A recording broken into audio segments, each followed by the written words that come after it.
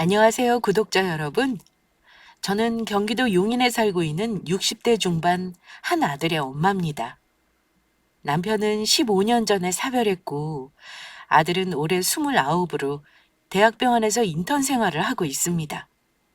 제가 들려드릴 저의 이야기는 못된 시가 이야기도 아니고, 남편과의 불화 이야기도 아닌 저의 소중한 아들이자 저의 가족에 대한 이야기입니다. 저에 대해 아무것도 모르는 사람들이 본다면 누가 봐도 부러울 만큼 잘 키운 아들과 살고 있지만 힘든 사건을 겪은 적이 있습니다. 오늘은 저의 개인적인 이야기를 들려드리면서 아울러 저와 비슷한 상황의 구독자분들이 꼭 아셨으면 하는 귀중한 메시지를 전해드리려고 합니다. 저는 초등학교 교사로 재직하다 퇴직했고 남편은 평범한 회사원이었습니다. 저와 만났을 때 이미 집도 있었고 기반을 잡고 있던 사람이었어요. 사실 둘 다 결혼이 좀 늦은 감은 있었어요. 결혼했을 당시 제 나이가 33이었고 남편은 37의 나이였습니다. 참 오만하게도 저는 결혼만 하면 언제든 자녀를 가질 수 있을 거라고 믿었습니다. 하지만 그게 생각보다 쉽지 않다는 걸 결혼해서 얼마 안 되어 알게 되었습니다. 남편과 저는 둘 다 아이를 좋아했고 바로 가지려고 했었어요. 하지만 2년 넘게 자연 임신을 시도했음에도 잘 되지 않았는데요. 그러다 우연히 받은 검사에서 예상 밖으로 남편과 저 사이에 자녀를 갖는 것은 많이 어렵다는 것을 알게 되었습니다. 남편은 이미 나이도 많았고 시댁에서도 우리 부부 사이에서 자녀를 많이 기대하고 있는 상황이었기 때문에 제가 부담이 너무 컸었어요. 저 때문에 임신이 어렵다는 거 알고 너무 힘들었던 저는 남편에게 미안해서 이런 말을 했던 적이 있습니다. 더 늦기 전에 우리 이혼하는 게 어떨까?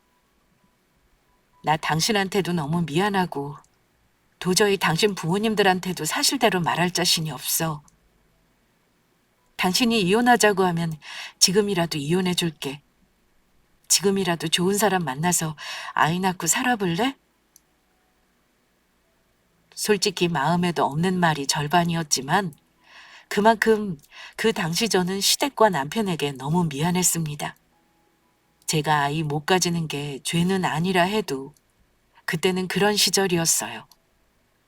벌써 30년도 더 전이니까요. 저와 같은 이유로 이혼도 종종 하던 시절이기도 했습니다. 하지만 남편은 그런 말을 하는 저에게 일침을 놓았었죠. 그게 무슨 말 같지도 않은 소리야. 우리 이제 결혼한 지 겨우 3년도 안 됐어. 노력해도 안 되는 건 어쩔 수 없는 거고. 일단 지금 상황에서 해볼 수 있는 방법은 다 해보면서 서로 노력해보자. 그래도 안 되면 그것도 하늘의 뜻이라 생각하고 우리 둘이서 재밌게 살면 되는 거야. 우리 부모님이 설마 하니 우리 아이 못 가지는 거 가지고 뭐라고 하실 분들이야? 아니라는 거 당신이 더 잘 알잖아. 그렇지만 당신이랑 당신 부모님께 너무 죄송해서 그러지. 말씀 안 하셔도 하루라도 빨리 손주 보기를 기대하시잖아. 우리 둘이 가정을 꾸렸으니 이제는 우리 힘으로 헤쳐나가야 할 일이야. 기대는 하실 수 있겠지만 참견하실 수 없는 일이니까 다시는 그런 말 하지 마. 감사하게도 남편이 참 좋은 사람이었습니다. 아울러 저희 시어른들도 훌륭한 분들이셨어요. 내심 늦장가 간 아들에게 손주를 빨리 보기를 원하셨을 텐데도 한 번도 저를 채권하거나 캐묻는 일이 없었으니까요. 게다가 나중에 우리 아들이 왔을 때도 정말 사랑으로 대해주셨습니다. 어쨌든 당시에는 지금처럼 난이민이 시험관이니 하는 게 일반적인 일은 아니었습니다. 당연히 큰 대학병원에서만 시술이 가능했고 비용도 많이 들었어요. 해보는 데까지는 해보자는 남편의 말대로 그 당시 의술의 힘을 빌리려고 시도를 해보았지만 지금과 달리 성공률도 낮았고 몸에 무리도 많이 가더라고요. 그래서 결국은 아이 갖는 건 남편과 상의 끝에 포기하게 되었습니다. 지금에야 워낙 오랜 세월이 지난 일이니 담담하게 말씀드리는 거지만 그 당시 저에게는 여자로서, 아내로서도 너무 힘든 일이었습니다.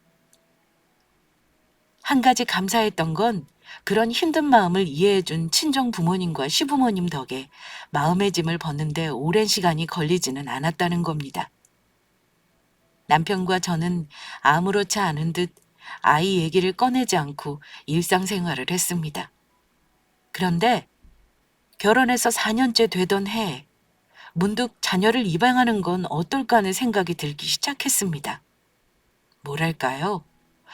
저는 아이를 임신으로 가질 수는 없지만 이 세상에 태어나지도 않은 본 적도 없는 아이가 그리웠다는 표현으로 설명이 될까요? 제게도 엄마가 되고 싶은 마음이 있었더라고요. 그래서 처음 남편에게 입양 얘기를 꺼냈습니다. 저는 다른 때보다 그 순간의 기억이 선명합니다. 남편과 사는 동안 늘 행복했지만 그날만큼 마음이 맞는다는 경험을 해본 적은 없었던 것 같아요.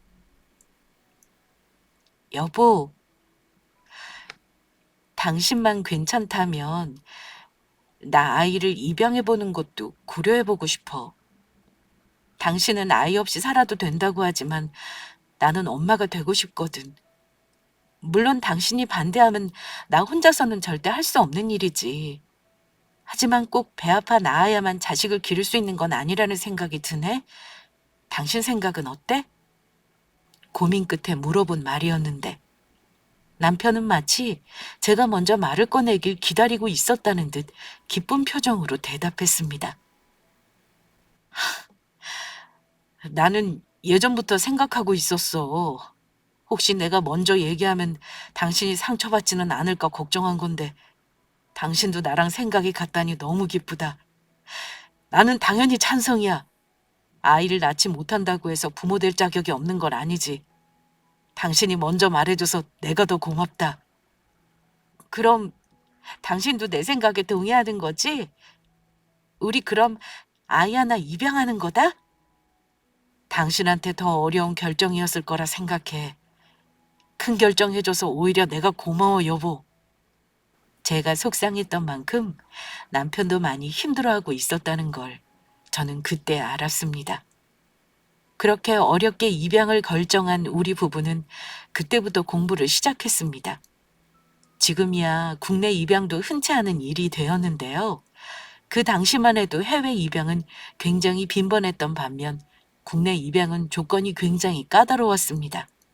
부모 나이와 경제력과 건강 상황, 직업까지 전부 다 입양을 하기 위한 필수 조건이었으니까요. 그나마 저와 남편은 경제적으로 안정적이었고 입양 부모 조건으로 따지면 입양이 불어될 조건이 아니었습니다. 그래서 아동복지회를 통해 상담을 받고 입양 절차를 알아보고자 방문을 했는데 우연히 본 아이의 사진이 마음에 끌리더라고요. 남편과 저는 사실 아들을 원하지는 않았습니다. 처음에 입양기관에서 상담을 받을 때 저희는 딸을 희망한다고 말씀드렸어요. 그 당시에는 입양을 하려면 예비 입양 부모를 위한 교육을 수료하는 과정이 있었는데요. 그 당시에도 남자아이들인 입양이 어려웠는지 원령이 조금 있는 아이들이 꽤나 많았습니다. 그런데 인연이라는 게 참 희한한 것이요. 그 당시 기관에 갔다 개월수가 조금 있는 아이들의 사진을 나란히 붙여놓은 게시물을 무심히 보게 됐습니다. 그때 지금의 우리 아들 사진이 유독 눈에 들어오더라고요. 교육 내내 그 아이 사진만 쳐다보다가 집에 갈 때쯤에는 온통 이 아이를 입양해야겠다는 생각뿐이었어요. 부모 자식 간의 인연은 천륜이라는데 그게 핏줄로 이어진 인연만은 아니라는 걸 저는 그때 느꼈습니다. 우리 부부는 그 아이 곧바로 입양하기로 결정하고 진행하게 되었습니다. 그때 우리 아들이 7개월 무렵이었습니다. 아이 입양 당시에는 모든 게 처음 해보는 경험이라 여러 고민들로 마음이 복잡했는데 막상 아이를 만나보고 보니 고민을 오래 할 시간적 여유가 없더라고요. 아이를 알고 나서 복직기간에 아이를 만날 날을 기다리는 설렘이 가장 컸고, 입양 준비 과정은 더없이 행복하고 즐거웠습니다. 마치 엄마가 10달 동안 아이를 품듯 저는 우리 아들을 가슴으로 낳는다고 생각합니다. 한 가지 너무나 감사한 건 입양을 준비하면서 양가 부모님들의 적극적인 지지를 받았다는 겁니다. 우리 부부가 입양 의사를 전달했을 때 그 당시 조부모님들의 보수적인 면을 생각하면 사실 남의 핏줄을 데려가 키우는 게 받아들이기 힘들 수도 있는 일인데, 친정 부모님과 시부모님은 정말 사랑으로 우리 아이를 받아주겠다고 말씀하셨습니다. 덕분에 아이가 오면 참 좋은 할아버지와 할머니 함께 키워갈 수 있을 거란 믿음이 있었죠. 아마 그래서 우리 아들이 누구보다도 바르고 건강하게 자랄 수 있었던 게 아닌가 싶습니다. 우리 아들을 집에 데려올 날을 정하고 돌아오는 길에 저희 친정엄마와 시부모님이 전부 같이 아이를 맞아주셨는데요.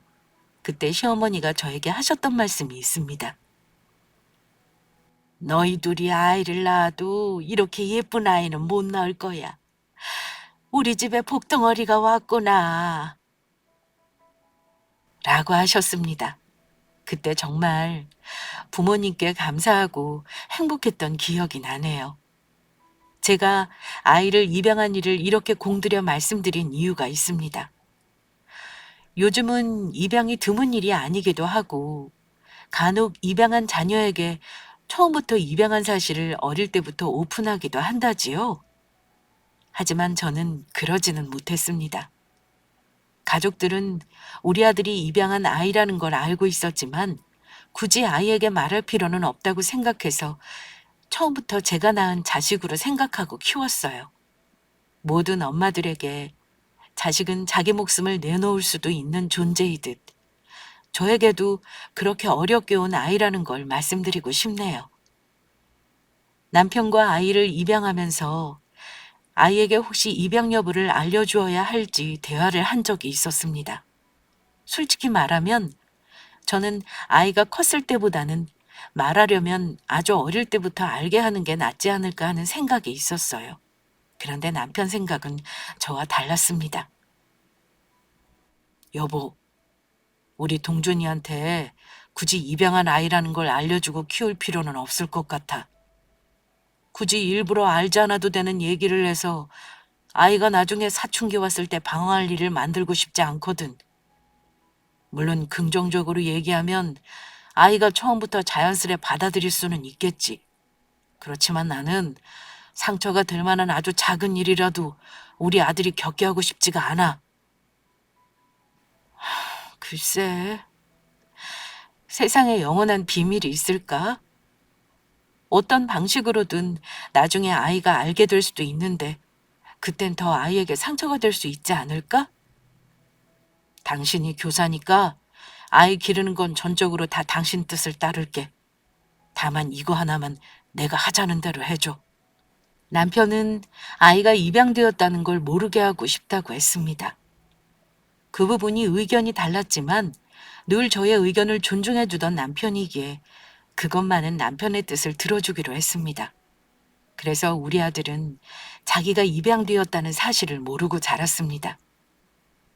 아이를 키우는 건 여느 가정과 다를 바 없었습니다. 아이 첫돌과 유치원 입학, 그리고 초등학교 입학과 졸업, 그리고 힘들었던 사춘기까지. 다른 엄마들이 아이 때문에 겪는 행복과 고통을 저도 똑같이 경험하며 아이를 키웠습니다. 하지만 그 힘들다는 사춘기 때도 말수만 줄어들 뿐 크게 속 썩이는 건 없었으니 참 감사한 일이었습니다. 게다가 우리 아들은 굉장히 총명하고 영민한 아이였어요. 저는 아이에게 공부를 강요하거나 학습을 일부러 시키는 편이 아니었는데 아기 때부터 책을 좋아했고 말도 또래보다 빨랐습니다. 당연히 부모 자식 관계도 좋았어요. 남편의 온화한 성격을 빼다 박아서 참 다정한 아이였습니다. 아직도 기억나는 게 제가 아플 때 아이가 밤에 제 이마에다 물수건을 얹어주기도 했고 초등학교 때부터 아빠와 같이 집안일이나 쓰레기 버리는 일은 당연하듯 자기가 도맡아서 하는 기특한 아이였어요. 저는 종종 남편에게 이런 얘기를 했습니다. 우리 애가 아무리 잘 키운다 해도 타고난 기질도 있을 텐데, 우리 아들은 아마 친부모가 좋은 사람들이 아니었을까? 피치 못할 사정으로 아이를 거두지는 못했지만, 이렇게 순하고 총명하고 보면 원래 유전적으로 물려받은 품성이 좋은 아이 같아. 글쎄, 물론 그런 이유도 있겠지만 나는 우리 아이를 사랑으로 키워서인 것 같은데, 나는 가끔 동준이가 우리 아들로 온 게 운명이 아닌가 싶을 때가 많아. 우리가 그 많은 애들 중에 아들을 찾아낸 것도 우연은 아닌 듯 싶고, 우리 아들은 타고나게 귀한 아이니까 우리 노력으로 정말 귀한 아이로 키워보자. 남편은 타고난 것보다는 부부의 노력이 더 크다고 생각하는 사람이었습니다. 게다가 우리 남편은 정말 다른 집 아빠와 비교해 극성이다 싶을 정도로 아이에게 정성을 쏟는 사람이긴 했습니다. 그때쯤에는 아이가 입양한 사실을 거의 잊고 지냈다고 해도 과언이 아닙니다. 남편과 저의 1순위는 오로지 아들과 우리 가정이었고, 아이가 어떻게 하면 원하는 삶을 행복하게 살 수 있을지가 최대의 관심사였습니다. 하지만 풍파 없는 가정이 없듯 우리 가족에게도 안 좋은 일이 일어났습니다. 늘 행복만 가득할 것 같았던 우리 가정에 불행이 닥친 건 하필 아이에게 부모 도움이 가장 필요한 시기인 고등학교 1학년 무렵이었습니다. 남편이 갑자기 쓰러져서 세상을 떠난 겁니다. 원래 일하다가 쓰러지면 산재로 인정을 받는다던데, 남편은 퇴근하고 직원들과 술 한잔하는 중에 쓰러지는 바람에 산재 처리도 받지 못했습니다. 그때 그 사람은 정년을 고작 2년 남긴 시점이었습니다. 아들은 아직 한창 아빠가 필요한 나이였고, 저 역시 그때 50대 초반의 나이였습니다. 아이와 제가 삽시간에 세상에 혼자 남게 되었으니 제가 무슨 정신으로 있었겠습니까? 그래도 고등학생이던 우리 아들이 너무나 기특하게도 상조 노릇을 하며 든든히 빈소를 지켰습니다. 집안에 가장이 없다는 게 어떤 건지 아마 겪어본 분들은 아실 겁니다. 게다가 우리 집은 경제적으로 생활고는 없었어요. 저는 퇴직하면 연금이 나올 거니 조금 빠듯하겠지만 아들 대학 학비는 대줄 수 있을 거라 생각했습니다. 하지만 인생이라는 건 참 잔인하게도 예상대로 흘러가지 않는 법이죠. 부끄러운 얘기 하나 하자면 남편이 남긴 현금 재산을 제가 굴려보겠다고 투자를 알아보다가 크게 사기를 당했습니다. 살던 집을 빼놓고 그야말로 가지고 있던 돈을 거의 다 털리고, 그 상황을 믿고 싶지 않아서 정신줄을 놓고 살았던 것 같습니다. 저 말고도 여러 사람이 같이 당한 일이라 설마 사기라고 생각도 못했던 것 같습니다. 남편과 사별의 아픔이 채 가시기도 전에 당한 일이라 충격이 더 컸던 것 같습니다. 그때 저는 갱년기 증상까지 한꺼번에 겹치면서 병원 신세를 많이 졌는데요. 다행인지 불행인지 자궁경부암 초기 진단까지 받게 되면서 수술과 항암을 하느라 직장도 2년 동안 휴직해야 했습니다. 우리 아들은 공부를 한창 해야 하는 시기였는데 엄마가 아프기까지 해서 얼마나 미안했는지 모릅니다. 아들에게 늘 미안하고 고맙다고 말했던 것 같아요.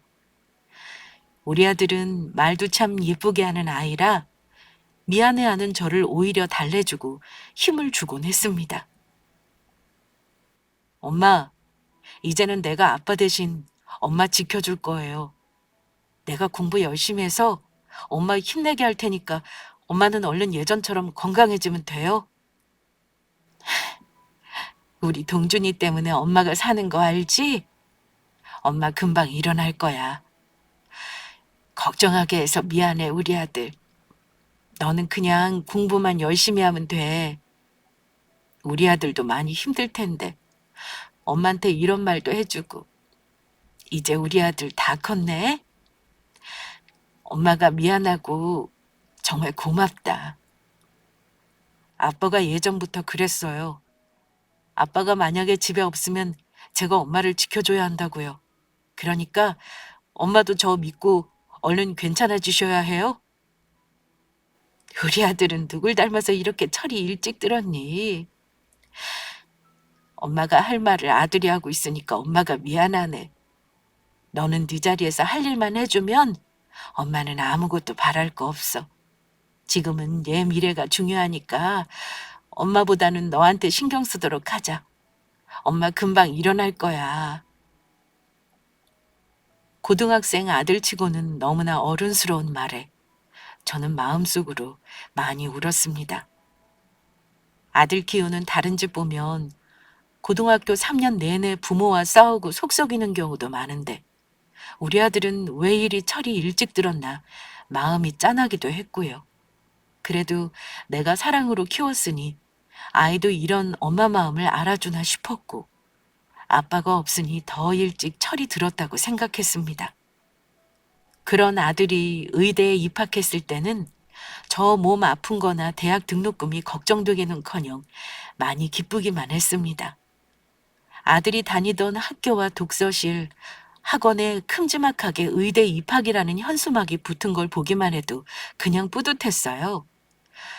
저 역시 다행히 몸이 많이 회복되었고 아들 학비 때문에 더 휴직을 하는 건 무리였습니다. 의대 등록금은 어마무시했어요.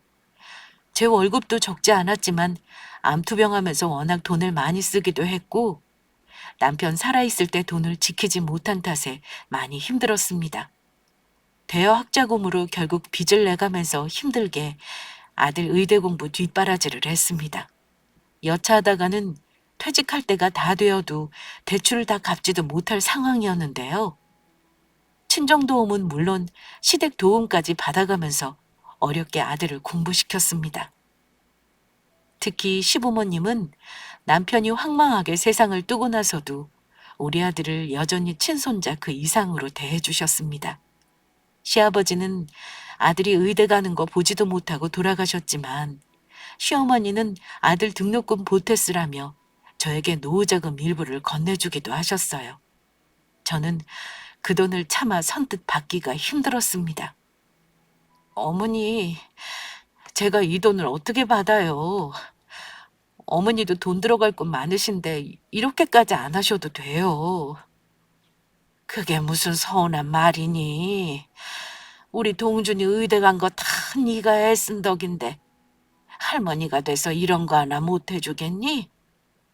마음 같아서는 대학교 내내 학비를 할머니가 대주고 싶다만 그럴 능력이 없어서 미안하기만 하구나. 우리 동준이 잘 큰 게 저 때문만이겠어요? 어머니도 우리 동준이를 얼마나 사랑으로 키워주신 덕도 있는 건데요. 제가 어머니한테 너무 감사한 게 많아서 차마 드릴 말씀이 없네요. 우리 동준이 의대 마치고 나중에 장가 가는 것까지 꼭 보고 죽어야 하는데 내가 요즘 그것 때문에 건강하려고 노력하잖니. 그러니까 내가 도와줄 수 있을 때 도움 받아라. 우리 동준이가 어떤 애냐? 우리 집 장손 아니니? 시어머니는 우리 아들을 세상 떠난 당신 아들보다도 사랑해 주신 분입니다. 물론 지금은 다 돌아가셨지만 조부모가 자기를 얼마나 사랑했는지는 우리 아들이 훨씬 더 잘 기억하고 있습니다. 어쨌든 우리 아들이 인턴이 되었을 때는 저는 이미 퇴직을 했지만 다행히 아들도 적은 돈이지만 월급을 받았고 집을 작은 곳으로 옮겨 아들 학자금 대출을 상환했습니다. 한창 돈 들어갈 때가 지나고 나니 저도 숨이 좀 쉬어지더라고요. 이제는 아들이 장가 가서 가정 꾸리고 사는 것만 보면 내 할 일은 다 하는 거구나 하고 마음을 놓게 되었죠. 그런데 왜 사람 일은 늘 계획대로만 흘러가지 않는 것인지 저에게 생각지도 못한 큰 시련이 닥치게 됩니다. 아들이 인턴한 지 고작 2년 차에 난데없이 우리 동준이의 생모가 나타난 겁니다. 구독자분들은 만약에 내가 낳은 아이를 내가 키울 수 없는 상황이라 남에게 입양 보내야 했다면 시간이 지나 자식을 다시 찾으실 건가요? 만약 찾는다면 자식에게 뭐라고 말할 것 같나요? 저는 자식을 낳아본 적도 없고 남의 손에 내 자식을 보낸 적이 없는 사람이지만 만약 그런 상황이라면 차마 아이 앞에 당당하게 나타나지는 못할 것 같습니다.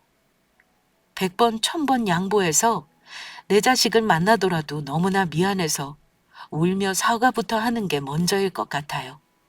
아마 대부분의 엄마가 저와 같은 마음일 거라 생각합니다. 자기가 낳은 아들 친권을 포기했지만 엄마라면 분명 입양 보낸 아들이 잘 살고 있는지 궁금했을 거라는 건 이해합니다. 어떤 경로로 우리를 찾았는지는 모르지만 분명 그 사람도 찾으려고 노력을 했을 겁니다. 그런데 갑자기 나타난 우리 아들의 생모는 저의 막연한 상상 속의 사람과는 너무나도 다른 사람이었습니다. 저에게 처음 연락해서 한 말부터가 너무 충격적이었으니까요. 이제 와서 내가 아들 앞에 생모랍시고 나타난 걸 뭐라고 하지는 말아주세요. 아이를 키워봤으니 엄마인 제 심정을 잘 아실 거라 생각하네요. 제가 아이 포기하겠다고 했을 때는 결혼도 안 했을 때였고 아들 생부는 제가 아이를 낳은 것도 모르고 있었으니까요. 내 배 아파 낳은 자식이 어디로 가서 사는지도 모르고 산 저도 지옥 같은 세월을 살았다는 것만 알아두세요. 내 아들을 아주 잘 키워준 건 고맙게 생각하네요. 저는 생모라는 사람이 왜 저에게 그런 말을 하는지 모르겠더라고요. 이제 와서 아들과 연락을 해서 뭘 어쩌겠다는 건지 말입니다. 지난 세월이 몇 년인 줄은 아세요? 30 다 된 아들을 찾아와서 뭘 어쩌고 싶은 건지 모르겠네요. 당신한테 우리 아들 잘 키워줘서 고맙다는 인사를 들을 만한 입장도 아니고요. 우리 동준이 낳아준 생모라는 거 외에 당신이 엄마 노릇한 게 뭐 있다고 이제 와서 이러는 거죠? 우리 아들은 자기가 입양된 사실을 전혀 모르고 컸어요. 우리 가족들도 쉬쉬하면서 조심해가며 키운 아이예요. 제발 부탁이니까 우리 아들이 잘 살고 있다는 거 알았으면 그걸로 족하고 다시는 연락하지 말아주세요. 저는 생모에게 간절하게 부탁했습니다. 물론 아들이 본인이 입양한 사실을 알고 있다면 생모를 만나고 싶은지 물어볼 수도 있는 일이긴 합니다. 하지만 첫째는 우리 아들이 입양 사실을 모르고 있기도 했고 두 번째는 생모라는 사람의 됨됨이가 그리 좋아 보이지 않았습니다. 본인이 낳은 아이를 남의 손에 입양 보낸 미안함으로 아들을 찾는 게 절대 아니라는 건 누가 봐도 명확했으니까요. 하지만 제 말을 들은 아들의 생모는 쉽게 물러서지 않았습니다. 아니, 그럴 생각이 없는 듯 했습니다. 내가 왜 낳은 자식을 모른 척하고 살아야 해요? 내 새끼 생각하면서 하루라도 맘 편히 지낼 날이 없었던 사람이 접니다. 동준이라고 했죠? 원래 제가 고아원에 보낼 때 이름은 현수였어요. 내 새끼 내가 보고 싶은 걸 왜 막는 거죠? 아이가 미성년자도 아니고 이제 다 큰 성인 아닙니까? 아무리 본인이 입양한 사실을 모르고 컸다고 해도 지금은 성인 아닙니까? 내가 오늘 연락한 건 허락받자고 하는 게 아니라는 거 알아두세요. 그럼 대체 이제 와서 우리 아들에게 연락하고 싶다는 이유가 뭔데요? 다른 건 몰라도 그거 하나는 알아야겠네요. 아이가 커가는 중요한 시기에는 한 번도 찾으려 하지 않았던 생모가 본인 노후를 챙기기 바쁜 나이인 이제 와서 내 아들을 찾겠다고 하는 건지 이유를 알고 싶었습니다. 그런데 제 물음에 아들의 생모는 믿을 수 없는 대답을 내뱉더군요. 그거야 당연히. 내 배 앞에 낳은 아들인데 뒤늦게나마 엄마 대접 좀 받아보고 싶어서죠. 동준이가 지금 의사 선생님이라면서요. 저도 미리 알아봐서 다 알고 있다 이겁니다. 내 자식 의사 된 게 대기 잘 키운 덕만 있는 줄 아시나 본데 착각하지 마세요. 다 내가 잘난 머리로 낳아준 덕이죠. 동준이 생보가 아주 똑똑한 사람이었거든요. 물론 저랑 혼사로 맺어지진 못했지만 내가 그거 하나는 아주 똑똑히 기억합니다. 그러니까 아들을 본인 덕에 잘 길러냈다고만 생각하지 말라 이거예요. 물론 제가 법적으로 아무 자격 없다는 건 압니다만 그렇다고 아들 앞에 나타나지 못하게 할 자격도 그쪽 같아는 없는 거예요.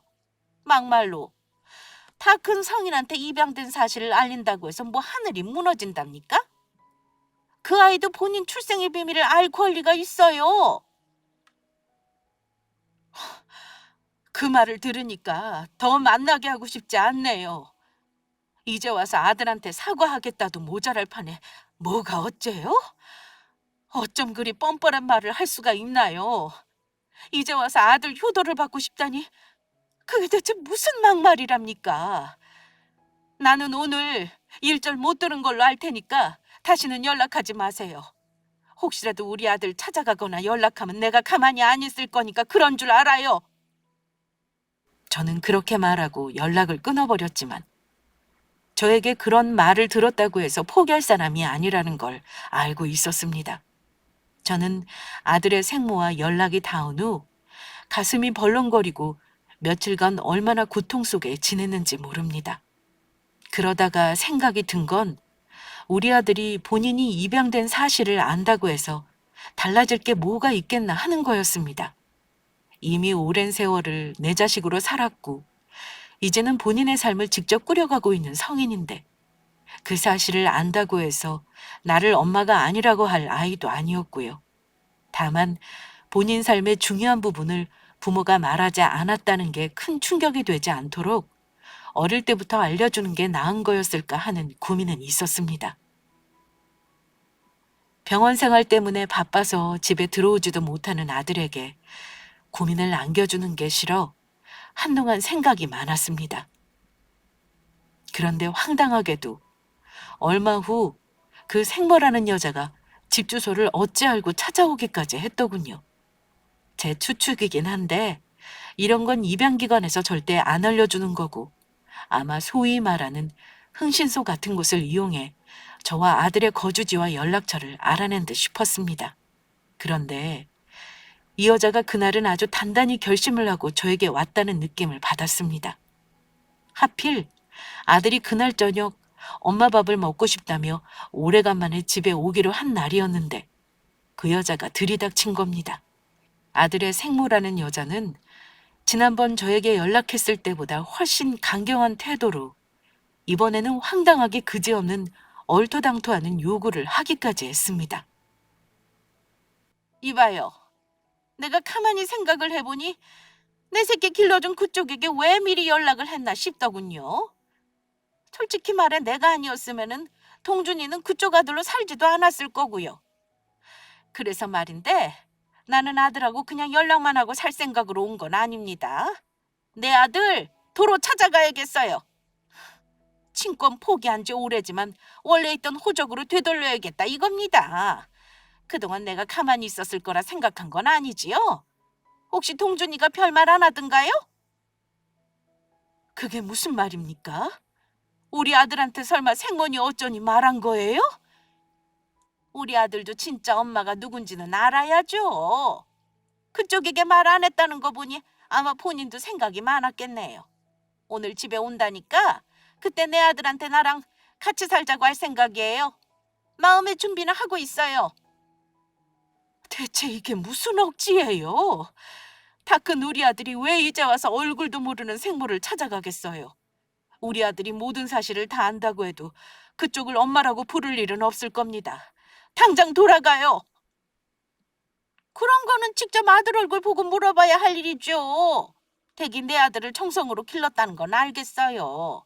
하지만 나도 댁처럼 직장 있고 돈 있었으면 충분히 혼자 키웠을 거예요. 내가 죄가 있다면 어린 나이에 결혼도 안 할 남자하고 사고쳐서 애를 대책 없이 낳고 입양 보낸 거 그거 하나라고요. 댁이 아무리 애써봤자 우리 아들을 낳은 엄마는 나라는 거 모르겠나요? 즉, 당신은 아무리 발버둥 쳐도 내 새끼 길러준 계모라 이겁니다. 나는 잃어버린 자리를 찾는 것뿐이니 내 자식이 나 받아들인다면 댁이야말로 내 아들 주변에 다시는 얼쩡거리지 말아주세요. 저는 생모라는 여자의 어처구니 없는 논리에 말문이 막혔습니다. 전부 개소리인 걸 아는데도 자식을 못 낳는 여자의 서러움이 밀려와 눈물이 하염없이 나더군요. 아들 생모라는 사람에게 이런 꼴을 당하는 상황이 어이없었고요. 우리 아들을 이제 와서 자기 아들로 만들어서 뭘 어쩌는 거예요? 제발 부탁이니 잘 살고 있는 남의 집에 찾아와서 흔들지 말고 돌아가요. 당신이 좋은 사람이었으면 나도 아들이 낳아준 엄마 만나보게 해줄 생각도 있었어요. 하지만 당신 같은 사람은 내 아들이 절대 만나게 하기 싫래요. 제발 돌아가 주세요. 내가 우리 아들을 어찌 키웠는지 그쪽이 알면 절대 이런 소리 함부로 못합니다. 저는 그만 울음이 터지고 말았습니다. 건강이 좋지도 않은 상태에서 아들 생모의 등장으로 스트레스를 계속 받고 있었던 저는 순간적으로 화가 치밀어 오르면서 호흡이 가빠지더니 다리에 힘이 풀리고 말았습니다. 저는 바닥에 주저앉아 토하듯 울음을 울고 있었습니다. 그러자 아들 생모는 순간적으로 당황하는 모습이었는데요. 마침 그때 현관 비밀번호를 누르고 아들이 집으로 들어서더군요. 처음 보는 아줌마와 주저앉아 울고 있는 엄마를 본 아들은 놀랄 법도 한데 당황한 저와는 달리 아들은 침착한 모습이었어요. 마치 모든 걸 다 알고 있다는 듯이요.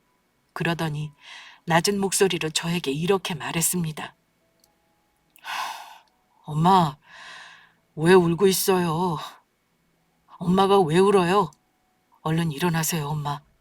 이제부터는 제가 알아서 할게요. 저는 아들 손에 이끌려 일어나 의자에 잠시 몸을 기대는데요. 아들은 자기 생모에게 다가갔습니다. 아들 생모는 기쁨인지 슬픔인지 알 수 없는 표정으로 자신에게 다가오는 아들에게 억지 미소를 짓더군요. 네가 동준이구나. 전화로 들었던 목소리로 상상만 했는데 생각보다 키도 크고 네 친아빠를 아주 쏙 빼닮았네. 엄마가 너무 기쁘다. 이렇게 잘 큰 너를 봐서 너무 기뻐. 내가 말했지? 너 낳고 기관에 보낸 건 어쩔 수 없는 사정이 있었어. 이제는 너도 이해할 만한 나이니까 엄마 원망은 안 할 거라고 믿어. 이제 내 아들로 다시 새롭게 살아보자. 응? 그런데 아들은 화난 표정으로 이렇게 대꾸했습니다. 누가 내 엄마라는 거죠? 저한테 우리 엄마는 하나뿐인데요. 제가 왜 지금 와서 얼굴도 모르는 낳아준 엄마를 알고 살아야 한다는 건지 모르겠네요. 아줌마는 저를 낳은 기억이 있어서 죄책감이 있는지는 몰라도 저는 아예 기억이 없으니 본인만 감당하면 될 일 아닌가요? 우리 어머니 힘들게 하지 마시고 좋은 말로 할 때 돌아가시죠. 그러자 그 여자는 못 믿겠다는 얼굴로 대꾸했습니다. 너 나랑 며칠 전에 통화할 때는 별말 없다가 왜 이러는 거니? 너도 입양한 자식이라는 거 알고 너 길러준 부모한테 배신감 같은 거 느꼈을 거 아니야. 네 생모가 이렇게 살아있는데 만약에 너도 알고 있었다면 나를 찾았을 거 아니니? 그동안 생모도 모르고 살았다는 게 억울하지도 않아? 네 엄마가 너를 속인 거잖아. 그런데 그 말을 들은 우리 아들이 깜짝 놀랄 이야기를 하는 겁니다. 누가 몰랐다는 거죠? 나는 다 알고 있었어요. 이미 중학교 때 지금 부모님이 나 입양했다는 거 전부 다 알고 있었다고요. 제가 모든 진실을 안다고 해서 달라질 게 뭐가 있죠? 나한테 유일한 부모는 저를 사랑으로 길러주신 지금 엄마뿐입니다. 아시겠어요? 이제 와서 아줌마가 저를 아들로 보고 살겠다는 속셈을 모른다고 생각해요? 다 의사된 내 덕 보겠다는 거잖아요. 저는 아들이 입양 사실을 알고 있다는 걸 듣고 놀랐고 생모는 아들이 본인의 속셈을 알아차려서 놀란 듯 했습니다. 저는 소리 지르는 아들이 너무나 안쓰러웠습니다. 중학교 때 알았다니. 그제야 아들이 왜 사춘기다운 사춘기도 없이 부모 말에 순종하며 착하고 성실한 아들로 컸는지 알겠더군요. 가슴이 저려왔습니다. 그 민감한 나이에 나는 속썩이지 않는 아들이 자랑스러워 주변에 자랑했는데 내 아들은 정작 매일 속으로 부모에게 묻고 싶은 말을 삼키며 울고 있었을 테니까요. 그 생각을 하니 너무나 가슴이 아파 눈물이 멈추지 않았습니다. 동준아, 너 그런 걸 왜 엄마한테 말하지 않았어? 대체 어떻게 알았다는 거야? 말을 해도 엄마가 말을 했어야 하는 건데. 정말 너한테 미안하다. 엄마가 나한테 왜 미안해요? 저는 엄마랑 아빠한테 전혀 불만 없어요. 사촌 누나 때문에 우연히 알게 됐지만 엄마 아빠에게 거리감 느낀 적은 한 번도 없어요. 엄마가 나를 어떻게 키웠는지 다 아는데 저한테 미안해하지 마세요, 엄마. 생모는 이 상황을 지켜보며 비아냥거렸습니다. 그럼 너는 다 알고 나서도 부모한테 내쳐질까 봐 참고 살았다는 거잖아. 안 그러니? 이제는 너도 능력이 있으니 그럴 필요 없어. 앞으로는 나를 엄마라고 생각해라. 너도 낳아준 엄마가 많이 그리웠을 거 아니니. 아무리 그래도 계모는 계모다. 애도 안 낳아본 여자가 부모 심정을 어찌 안다는 거야? 그러자 아들은 생모에게 차갑게 말했습니다. 탯줄도 안 떨어진 나를 버린 당신은 내 엄마가 아닙니다. 우리 부모님과 우리 가족들은 온 사랑과 정성으로 나를 키우셨어요. 아빠는 돌아가셨지만 저한테 친구 같은 분이셨고요. 내가 초등학교 입학할 때, 고등학교 졸업할 때 당신은 한 번이라도 내 생각한 적 있었어요? 솔직히 말하면 나도 사춘기 때 당신 찾고 싶은 생각도 했었어요. 찾아서 왜 배 아파 낳은 나를 버렸는지 묻고 싶어서요. 근데 내 삶을 열심히 살다 보니까 다 부질없더군요. 우리 부모님과 가족이 나를 이렇게나 사랑하는 게 나를 버린 사람 따위 그냥 생각 안 하겠다고 결심한 게 이미 중학교 따라 이겁니다. 마지막 경고인데 다시는 나나 우리 엄마 눈에 띄지 말고 살아요. 낳은 자식 제 손으로 버리고도 의사 됐다는 소식 두고 덕 보려는 것만 봐도 양심도 개념도 없는 사람인 거 뻔히 알겠으니까 평생 내 눈에 띄지 말고 사시라 이거예요. 아들은 그렇게 말하며 생모를 집에서 쫓아냈습니다. 물론 아들 생모는 순순히 쫓겨나지 않고 매달리고 울먹이고 난리를 치더군요. 하지만 아들은 다시는 단호하게 말하고 다음에는 법적 책임을 묻겠다고 하더니만 생모를 내보냈습니다. 아들은 떨고 있는 저를 안심시켰고 그날 저와 많은 얘기를 나누었습니다. 저는 아들이 모든 걸 알고 있다는 걸 몰랐다는 게 미안했는데 아들은 이미 오래전 극복한 일이라고 웃더라고요. 그러면서 생모가 다시는 나타나지 않을 거라며 저를 안심시켰습니다. 속 깊은 아들에 너무나 고맙고 미안하고 그날은 잠을 이루지 못했던 기억이 납니다. 친정 부모님과 시부모님 모두 세상에 안 계시지만 만약 이 사실을 아셨다면 큰 힘이 돼주셨을 거라고 생각합니다. 올봄 이 일을 겪고 몇 달의 시간이 흐른 지금 아들과 저는 여전히 돈독한 모자지간으로 지내고 있습니다.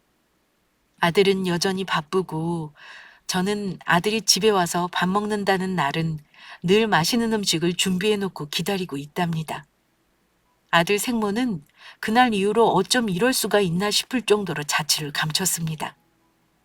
아들 말에 의하면 이미 다른 자식들도 있다고 하더군요.